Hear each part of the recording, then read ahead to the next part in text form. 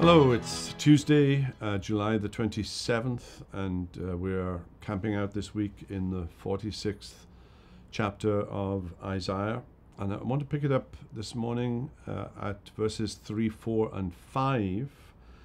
We looked at the opening couple of verses yesterday, and we were reminded of the gods, Bel and Nebo of Babylon, being carted around the city on an annual festival driven by oxen.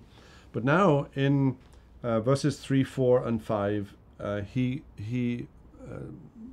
gives a promise. Isaiah gives a promise. God gives a promise through the prophet Isaiah.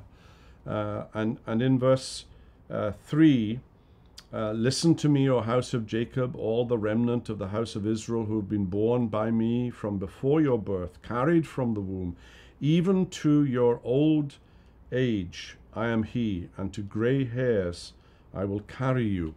I have made you, and I will bear, I will carry, and will save. And so God is the one who will carry us, carry his people, through old age. Believe, the prophet is saying, believe in the promises of God, and he will bring you all the way home. And so sit back and enjoy the ride, is what Isaiah is saying. Now, the future is going to be difficult.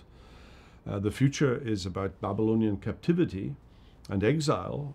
Young men like Daniel will be taken from their homes 1,000 miles away to be raised in a foreign culture with a different language from the language that they were speaking in Jerusalem.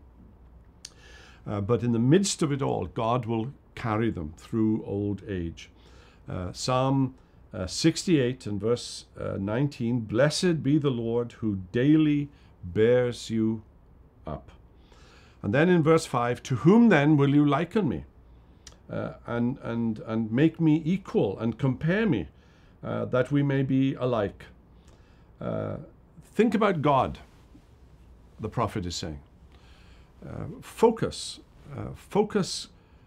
sharply on who God is and what God is like.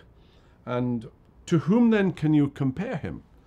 In the face of enemies, in the face of culture wars, in the face of prosperity and success, when you look into this three-personed God of ours and see him for who he is and the promises that he makes to us, you will experience, the prophet is saying, that peace that passes all understanding.